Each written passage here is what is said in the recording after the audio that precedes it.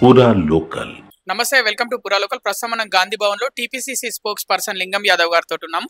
Jubilee Hills by election లో 25,000 మెజార్టీతో గెలవడం జరిగింది. ఎలా అనిపిస్తుంది? అసలు మొదటగా చాలా కష్టం అనుకున్నారు అని వార్తలు వినిపించినప్పటికీ ఇంత సులభంగా గెలుస్తారని అనుకోలేదు. ఎలా అనిపిస్తుంది? ముందుగా జూబ్లీహిల్స్ నియోజకవర్గ ప్రజలకు కాంగ్రెస్ పార్టీ పక్షాన నవీన్ యాదవ్ గారిని అత్యధిక మెజార్టీతోటి అంటే 25,000 ఓట్లతోటి గెలిపించినందుకు ముందుగా జూబ్లీహిల్స్ ప్రజలకు ప్రత్యేకమైనటువంటి ధన్యవాదాలు. మాకు మొదటి నుంచి కూడా ఇవాళ సంపూర్ణ విశ్వాసం ఉంది. గౌరవ ముఖ్యమంత్రి రేవంత్ రెడ్డి గారి ఆధ్వర్యంలో ఈ ప్రజా ప్రభుత్వం చేస్తున్నటువంటి అభివృద్ధి సంక్షేమ కార్యక్రమాలే ఇవాళ జూబ్లీహిల్స్ లో మమ్మల్ని గెలిపిస్తేనే నమ్మకం విశ్వాసం ఉండే. ఇవాళ ఆ నమ్మకానికి అనుగుణంగానే ఇవాళ జూబ్లీహిల్స్ ప్రజలు కూడా ఓటు వేయడం జరిగింది. అదే విధంగా స్థానికుడు, యువకుడు, చదువుకున్నటువంటి నిత్యం ప్రజలకు అందుబాటులో ఉన్నటువంటి నవీన్ యాదవ్ గారు ఏ ప్రజలకు ఏ సమస్య వచ్చినా కూడా తీర్చే మొదటి వ్యక్తిగా ఉండేటువంటి నవీన్ యాదవ్ గారిని ఇవాళ గెలిపించినందుకు ఇవాళ దీన్ని జీర్ణించుకోలేక అంటే మొదటి నుంచి కూడా ఒక బీసీ బిడ్డకు టికెట్ ఇస్తే కుట్రలు చేసింది ఇవాళ బీజేపీ, బీఆర్ఎస్ కూడబలుకొని ఎన్నో కుట్రలు చేశారు. ప్రత్యేకంగా కేటీఆర్ మనం చూసాం ఏ విధంగా క్యారెక్టర్ అసాన్ చేసిన, అయినా కూడా అవన్నీ ఏమీ పనిచేయలేదు. విజ్ఞులు జూబ్లీహిల్స్ ప్రజలు వాళ్ళు తన యొక్క విజ్ఞతని ప్రదర్శించి కాంగ్రెస్ పార్టీని గెలిపించారు. అంటే ఈ ఎలక్షన్ కోసము అటు మంత్రివర్గం మొత్తము, ముఖ్యమంత్రి, ప్రతి ఒక్కరు, ఎమ్మెల్యేలు కూడా ప్రతి ఒక్కరు జూబ్లీహిల్స్ కి రావాల్సిన పరిస్థితి ఏర్పడింది. అంటే అంతకుముందు కంటోన్మెంట్ లో జరిగిన ఎలక్షన్స్ కి రాలేదు ఇంత పెద్ద ఎత్తున. మరి ఇక్కడికి రావడానికి గల కారణం ఏంటి? అండి ఇవాళ ముఖ్యమంత్రి, అదే విధంగా మంత్రులు, పిసిసి ప్రెసిడెంట్, కాంగ్రెస్ పార్టీ నాయకులు, కార్యకర్తలు అందరూ కలిసి కట్టుగా ఒక సమిష్టిగా పనిచేసినారు. అది మా కాంగ్రెస్ పార్టీ గొప్పతనం. మేము ఏ నిర్ణయం తీసినా, ఏ పని చేసినా కూడా కలిసికట్టుగా పనిచేస్తాం. దాంట్లో తప్పే ఉందండి. మీ లెక్క కేసీఆర్ లెక్కనో, కేటీఆర్ లెక్కనో గడిలలో కూర్చొని ఒకరే ఇండిపెండెంట్ గా డిసిషన్ తీసుకోరు కదా. ఇది మోనార్కీ కాదు కదా. ప్రజాస్వామ్యాన్ని నమ్మే పార్టీ కాంగ్రెస్ పార్టీ ప్రభుత్వం. అందుకే ఆ విధంగా కలిసికట్టుగా పనిచేసినాం. ఇవాళ సమిష్టి విజయం ఇవాళ మీరు చూశారు, మీరే ప్రజలే డిసైడ్ చేశారు. దాంట్లో కూడా మాట్లాడదు. మరి కేటీఆర్ లెక్క, కేసీఆర్ లెక్క గడిలలో కూర్చొని ఒకరే నిర్ణయం తీసుకోవాలా? కనీసం ఆనాడు మీరు చూసారు 10 ఏళ్లలో కేసీఆర్ ప్రభుత్వంలో మంత్రులకు కూడా స్వేచ్ఛ లేకుండా మాట్లాడడానికి అసలు ఎవరు మంత్రులో కూడా తెలియదు.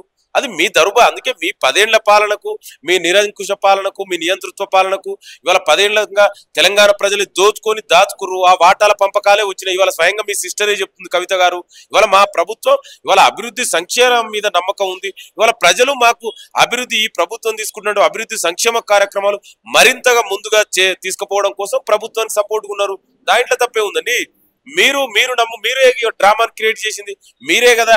ఇవాళ మొదటి నుంచి కూడా క్యారెక్టర్ అసాసిన్ చేసింది మీరే. ఇదే బీఆర్ఎస్, కేటీఆర్ ఒక బలహీన వర్గాలకు సంబంధించిన బిడ్డ ఎమ్మెల్యే కూడా ఎలక్ట్ కావద్దని ఇష్టారీతిలో ప్రచారాలు చేసిరు. అయినా కూడా అవన్నీ కూడా ప్రజలు తిప్పికొట్టిరు కదా. ఇప్పటికైనా కేటీఆర్ ని అహంకారం తగ్గించుకొని అధికారం పోయిన తర్వాతనైనా అహంకారం తగ్గుతుందని అనుకోరు. కానీ ఇప్పటి కూడా ఇంకా కేటీఆర్ ఇంకా అట్లనే ఉంది. ఆ బల్పు అహంకారం తగ్గించుకుంటే మంచిది. ఒక ప్రతిపక్ష పార్టీ నాయకుడుగా నీకేమైనా చేతనైతే ప్రభుత్వానికి సలహాలు, సూచనలు అవి తీసుకోవడానికి ప్రభుత్వం సిద్ధంగా ఉంది. మీరు ఆనాడు ఏనాడు కూడా మీరు ప్రభుత్వం ఉన్నప్పుడు ఎవరిమో పట్టించుకోలే ప్రతిపక్ష నాయకులు. ఇప్పటికైనా అహంకారం తగ్గించుకుంటే మంచిది. కేటీఆర్ రిగ్గింగ్ చేశారు, దొంగ ఓట్లు వేపించుకొని గెలిచారని అంటున్నారు. మరి ఏం చెప్తారు? ఇదే చెప్తున్నా. ఇవాళ కేటీఆర్, బీఆర్ఎస్ నాయకులు, బీజేపీ నాయకులైనా కూడా ఇవాళ ఒకసారి జూబ్లీహిల్స్ ప్రజలు చాలా స్పష్టమైన తీర్పు ఇచ్చారు. ఈ తీర్పుని అగౌరవపరుస్తూ మీరు ఫ్రస్ట్రేషన్ లో ఏది పడితే అది మాట్లాడితే ఎట్లండి? మరి 10 ఏళ్లు కేటీఆర్ అధికారంలో ఉండ్రు, మరి వాళ్ళు అట్లనే చేసిరా? ఇవాళ నిజంగా ఎవరు ఇవాళ రక్కస్ క్రియేట్ చేసింది?